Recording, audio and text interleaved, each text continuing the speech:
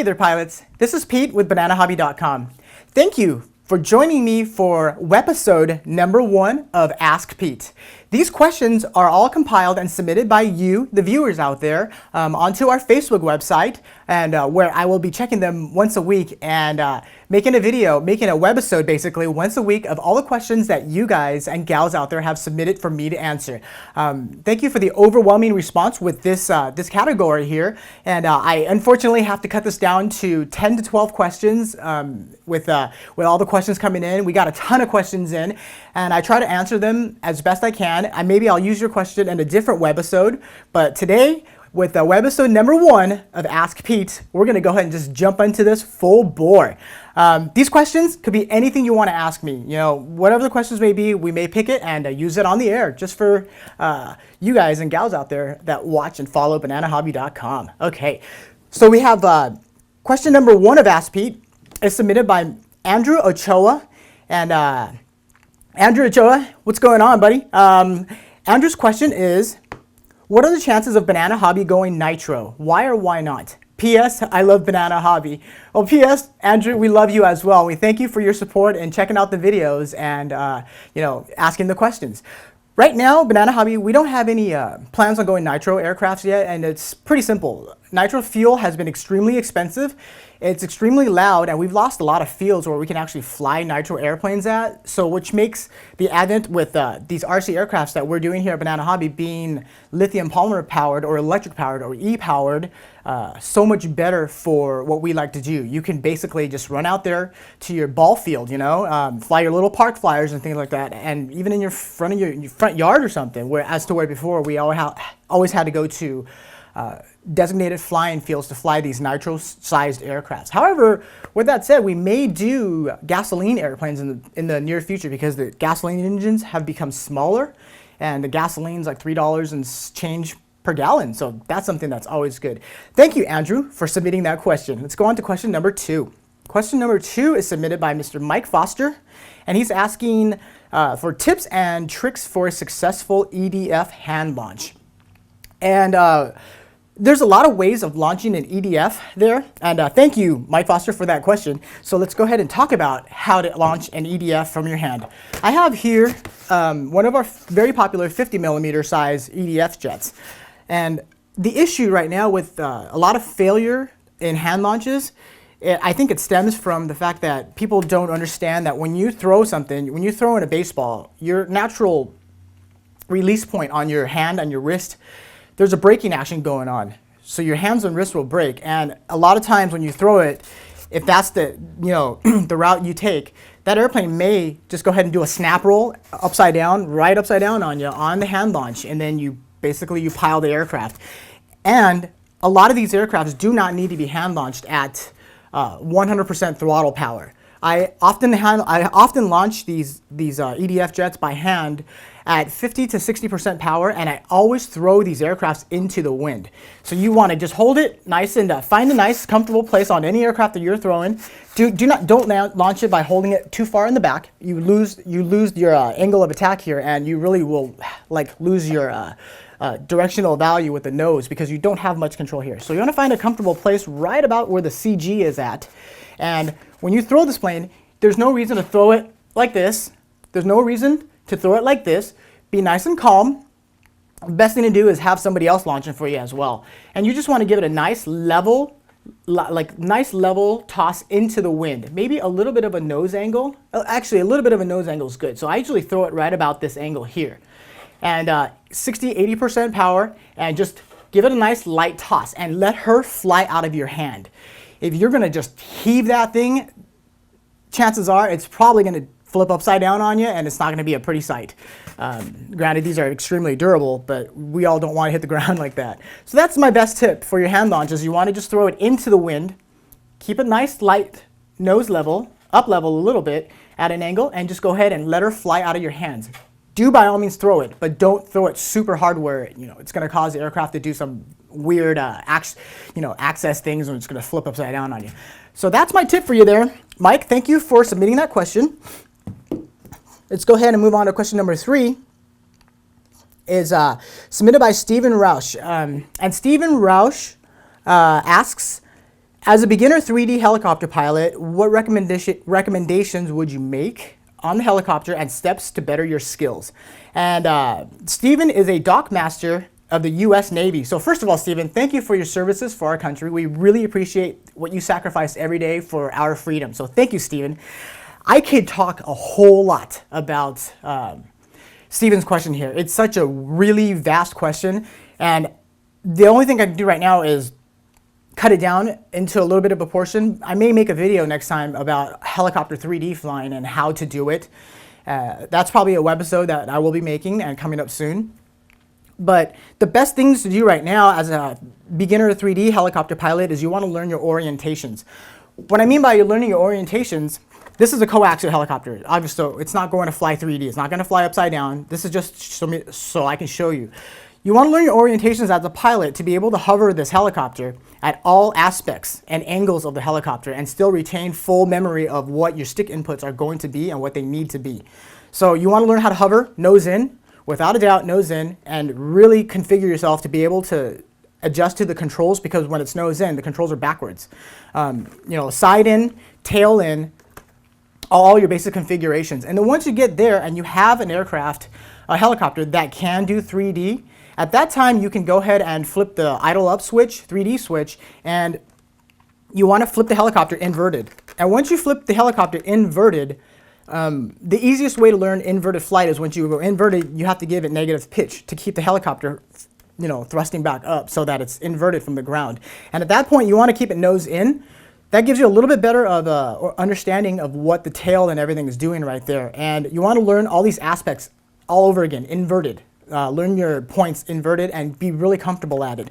And from there, you're basically moving on to doing more aerobatics. You can do some loops, stall turns, tail slides, just fun things like that. But you want to always remember to fly your helicopter safely and push only the limits that you know yourself you can possibly do.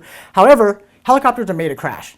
Every helicopter we carry here at Banana Hobby are made to crash. Every helicopter I own, they're made to crash. When you crash it, the best thing about a helicopter is you can go ahead and rebuild it. Buy the parts, do a little bit of wrench time and dialing in time, and you're back on the field flying. So thank you for that, Stephen, and we look forward to hearing from you again. Question number 4 comes from Ian Walker. And Ian Walker is asking, when are you going to come fly in the United Kingdom, and what is the best aircraft? With that said, I don't know. When are you going to invite me to go fly down in the UK? I'd love to go visit down there. I'd love to try some new food styles and everything. So when you kick an invite my way to go fly down in the United Kingdom and I have some free time, I'll head your way. Best aircraft, I think it's a pretty big category as well. However, I'm really partial to this, which is the Sky Surfer. Just a really nice flying aircraft overall. You can learn aerobatics with it. You could thermal fly with it. You could slope fly with it. There's just, the possibilities with this is just endless. You can also fly FPV, which is first person view, or throw a camera on here and do some aerial photography, which is what I do with this aircraft, and I really, really like it. The easiest aircrafts to learn on are going to be something like this. It has a polyhedral here on the wingtips, so the wingtips are pointed up. So once you do turn it, it always wants to have a tendency to come back to the center position nice and level. So to me, this is one of the best aircrafts that anybody can own, and I think every household should have one just because it's so fun. Okay, thank you, Ian, for that question. We're going to move on to question number 6. Comes from Mike Humphrey, and Mike Humphrey asks, basically, he asks, you've all heard him mention not to drain Lipos down all the way. We're all assuming that the ESC is going to cut the motor off automatically before a certain battery power, like as if you're out of gas, and the servos and the receiver still has enough sufficient power to run. With that, I got to tell you, a lot of the aircrafts that we do carry, we don't have a low voltage cutoff built into the ESCs. Some of them we do, some of them we don't. So the best thing to do with your Lipos are always to just keep track of how long you're flying it for. I always fly for about 4.5 minutes to 5 minutes, and when I come down, I check the voltage of my Lipos, and I know what the voltages are on the Lipos and what I don't want to exceed past. I do not like draining my LiPo batteries lower than 3.6 volts per cell. The safe point is still about 3.3 volts per cell. And however, you want longevity and performance out of your LiPo battery. So I would suggest that you meter your LiPos. Fly a 3-minute flight, fly a 4-minute flight, and then fly a 5-minute flight, and then get a battery reading. Go get yourself a little LiPo gauge that you can plug directly into the battery pack itself and get the voltages. And this way you know that, hey, I just flew for 5 minutes and I have 3.7 volts per cell. So I could probably fly for another 2 minutes safely. And once you know that balance there, that's the best way to go. That'll keep your LiPos fresh, give it longevity, and you'll still have your performance to boot. So with that would be the answer to Mr. Mike Humphrey's question. We're going to go to question number 7. Question number 7 comes to us from Francois Dutois, and he is in South Africa. So how's it going there in South Africa? Thank you for submitting that question. Let's go ahead and talk about Francois' question. When choosing a transmitter for your personal preference, what, in this regard, which would you choose and why? Well, Francois, I choose what I find functionality-wise the easiest to use. And a lot of the aircrafts that we carry that are ready to fly, that come with the controllers, they're just extremely easy to use. There's no computer programming and just things that'll really get you confused. So I really like those transmitters that we carry here. However, when I fly a lot of demos and contests and things like that, I use my own transmitter. And my own preferences, I use JR. I use JR and I use Spectrum because the interfacing menu on the transmitter itself is very, very easy to access, very easy to understand, and very easy to navigate. And that's what I look for.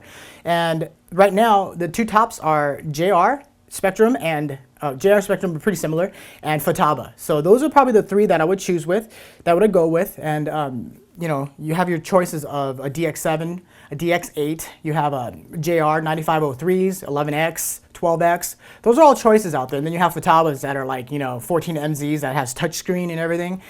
Crazy, crazy transmitters out there. Big topic, but in a nutshell, that's what I would do. Thank you, Francois, for that question. Question number 8 comes to us from James Grunheit. And James asks, what are my thoughts on FPV? If I had time to fly FPV, I would fly FPV. FPV is amazing. It's such a different aspect of flying radio control airplanes, and I would love to fly FPV someday. I do have the equipment, I just haven't had a chance to really get out there to actually, jump in there and fly FPV. What FPV is basically stands for first person view. So you're basically flying your aircraft with an onboard camera and an onboard transmitter that is transmitting back to a monitor, and you're flying either from goggles or you're looking into a box with a monitor, and you're basically flying the aircraft from the viewpoint of a person sitting in the cockpit. Super, super fun because you can go way out of sight with your aircraft and just see the whole surroundings and everything, and then bring your aircraft back.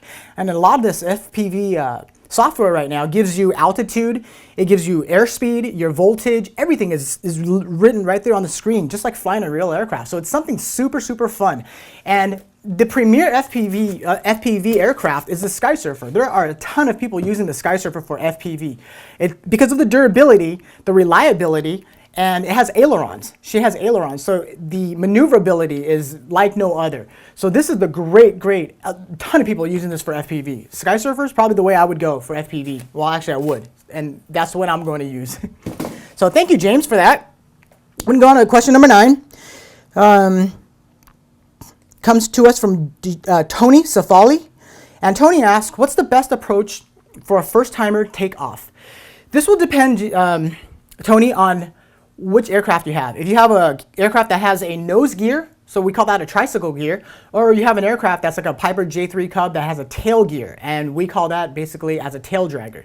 Whatever you do, my number one advice when you're taking off for the first time or learning how to take off for the first time is you want to stand behind the aircraft. When you stand directly behind the aircraft and the aircraft is directly in front of you, you don't lose any kind of orientation-wise of what direction to give the rudder input or which control surface directions are going. So that's the easiest way to take off. Keep it behind you. When you throttle up on the stick, don't go to full bore right away. You go ahead and just slow up the throttle a little bit on nose with airplanes with nose gears, and guide it with the rudder. Okay, guide it with the rudder or with a steerable nose wheel, and keep increasing that throttle. Don't force the airplane off the ground. The airplane is going to want to take off when the airplane has enough lift. When the wings achieve enough lift, the airplane is going to want to start lifting off, and you'll know about that time. You can give it a little bit of up elevator on your right stick, and she would just lift off nice and easy. And once she does lift off nice and easy, don't bang on the sticks. Keep the sticks nice and centered.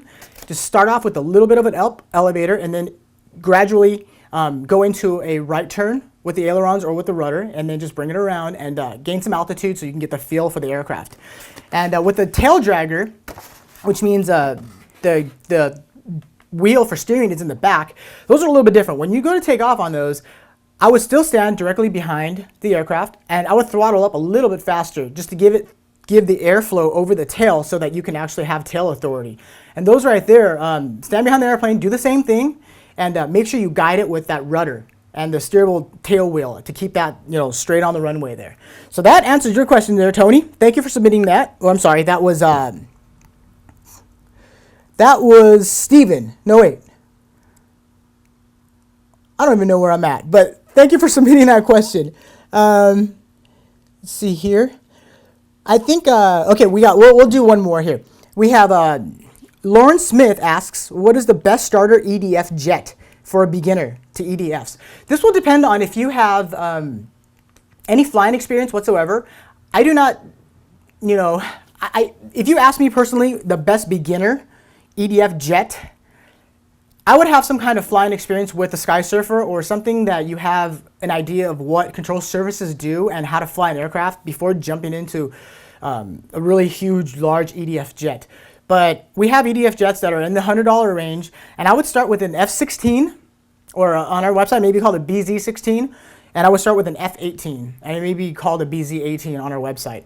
The reason why are those are more stable, more easy to learn airframe platforms, and are extremely stable in the sense that as long as you have some knowledge of flight and what it's like to fly these things from a radio control transmitter, those are the best ways to go. F-18s, F-16s, F-22s are awesome. Lot of wing area, really floaty. So those are great. We got a couple of good sized ones on the website as well, and an A-10. A-10s are one of my favorites just because it's almost like transitioning from a propeller aircraft to an A-10. There's not much difference. Thing's like a big glider, so that's a good deal at all.